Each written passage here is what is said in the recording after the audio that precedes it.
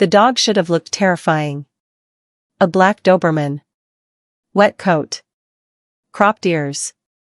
Teeth bared. But the sound coming out of him wasn't a growl. It was a dying whimper. And in a Seoul alley at 2 a.m., that sound was the most dangerous thing a woman could stop for. Because the dog wasn't a stray. He was someone's property. Not a gangster's flex. Not a rich man's pet. He was the only living thing the most feared man in the city didn't replace. And the moment she touched that dog, the moment she put her hands on his blood, she stepped into a war she didn't even know existed. The rain in Seoul didn't fall gently. It hit the streets like it was trying to erase them. A black woman in scrubs moved fast through it, hood up, shoulders tight, medical bag swinging against her hip. She wasn't dressed for danger. She was dressed for exhaustion. Long shift. Cheap takeaway. 2 hours of sleep before work again. Then she heard it. Not a human scream. Not a drunk laugh. A wet, ragged wheeze, like lungs filling up. Her feet stopped before her mind decided. She turned into the alley behind a closed fish market. And there he was. A Doberman the size of a grown man's torso, slumped against a dumpster like somebody had turned the power off. His ribs heaved. The pavement under him was dark, oily red. Rain tried to wash it away. It failed. Most people would have backed out. Fast. Quiet. Pretend they never saw anything. But she dropped to her knees. Hand steady. Voice low. Hey, big guy. Don't do that. Don't leave me. She ran her fingers along his side and felt it immediately. A clean entry wound. Not a bite. Not a fall. A bullet. And it wasn't sloppy. Whoever did it knew exactly where to put it. The dog twitched when she touched him, pain, fear, but no bite. Just a weak, desperate attempt to stay conscious. She reached for his collar, expecting a cheap strap. Her fingers hit metal. Cold. Heavy. Gold. A tiger crest stamped into the buckle like a warning. Her throat tightened. This wasn't someone's dog. This was an announcement.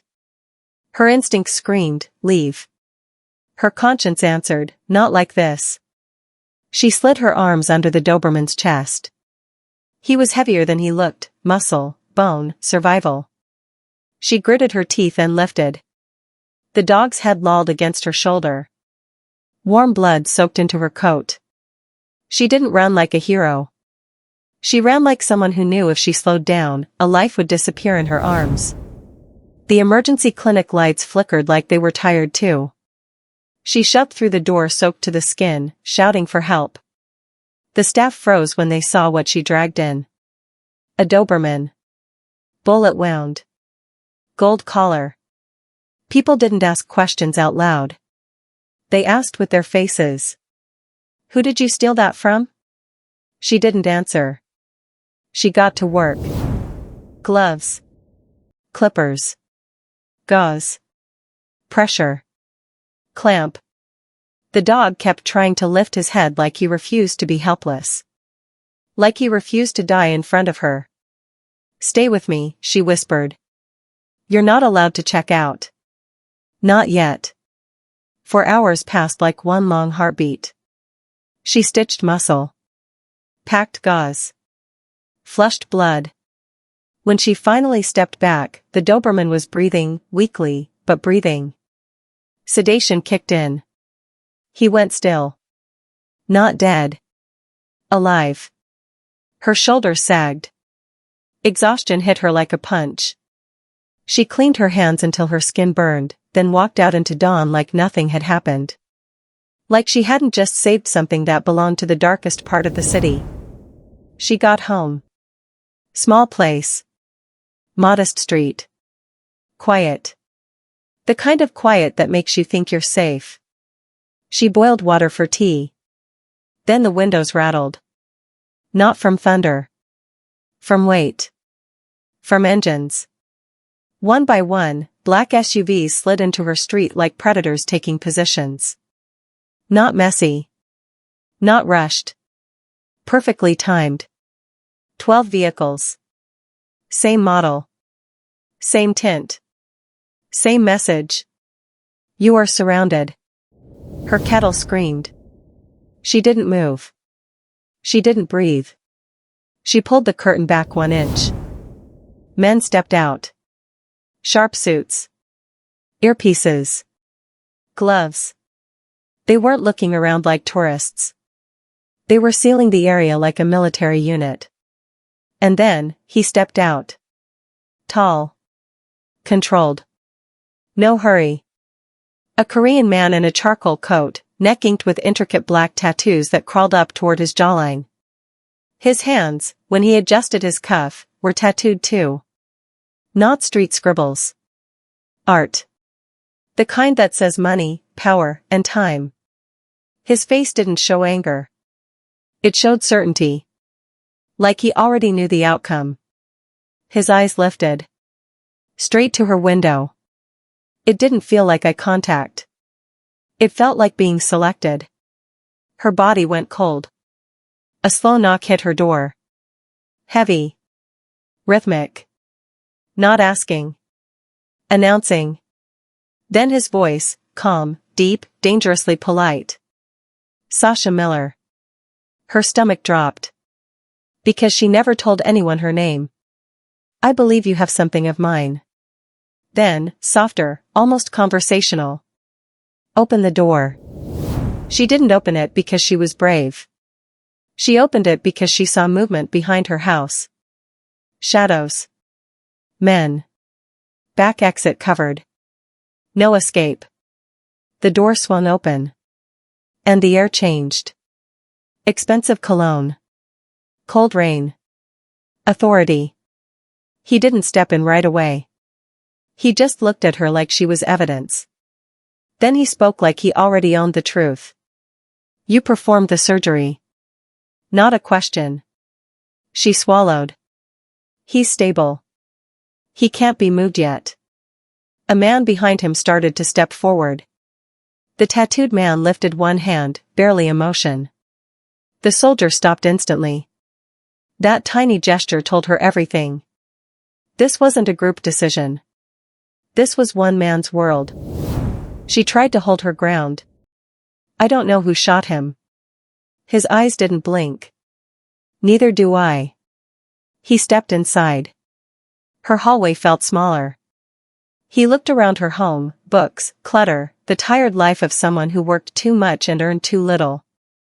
Then he placed an envelope on her table. Thud. Money. A lot of it. For the surgery, he said. And for your silence. She stared at it. I don't want your money. Something flickered in his gaze, interest, not amusement. You touched his collar. She froze. He leaned slightly, voice lowering. That dog is not a pet. He was carrying something. My enemies think you have it. She shook her head fast. I don't. He watched her like he could hear her heartbeat. I believe you. Her relief lasted half a second. Unfortunately, he continued, they won't. The first shot didn't sound like a movie. It was muted. A dull, vicious pop. Then another. Then glass exploded. Her front window shattered inward. She screamed and dropped. The tattooed man moved faster than fear. He slammed into her, driving her to the floor, shielding her body with his. Bullets chewed through her living room like the walls were paper. He spoke into his lapel like it was a normal morning. Sector 4 compromised. Pop pop pop. North roof. Eliminate. Her ears rang. Her hands shook. She tried to crawl toward the kitchen. My medical bag, she gasped. I need. He cut her off without looking away from the threat. Your house is done. Brutal. Honest. Final. Then he grabbed her wrist. Not gently. Not cruelly. Efficiently. You have 3 seconds to choose, he said, low and firm. Die here, or leave with me. A ballistic shield crashed through her doorway. Men flooded in. Coordinated. Silent. Lethal. They formed a corridor using SUVs like moving armor. Return fire cracked in the rain. A man fell near her mailbox. She almost tripped over her own terror. The tattooed man dragged her through the chaos and shoved her into a matte black armored van. The door, sealed with a heavy, airtight thunk. Her whole body shook like it didn't understand she was still alive. Her medical bag got tossed in after her. Then he climbed inside. Close enough that she could see rain on his lashes. A single drop of blood on his cheek. Not his. He sat across from her, calm like a man who had done this 1,000 times. She stared at him, voice breaking. Who are you? He didn't answer the way she expected. He answered like a verdict. Someone who cannot afford to lose what you saved. The van lurched forward. Through the reinforced window, she saw her home fading behind smoke and headlights. Her life, collapsing in the rearview. She whispered, shaking. Where are you taking me? He leaned back, tattoos on his hands visible even in the dim light. Then he said the sentence that turned her blood cold. To the only place in Korea where the law doesn't reach, and my enemies don't walk out alive. A faint, controlled breath. Welcome to the fortress. If you think this is where it ends, you don't know the dragon.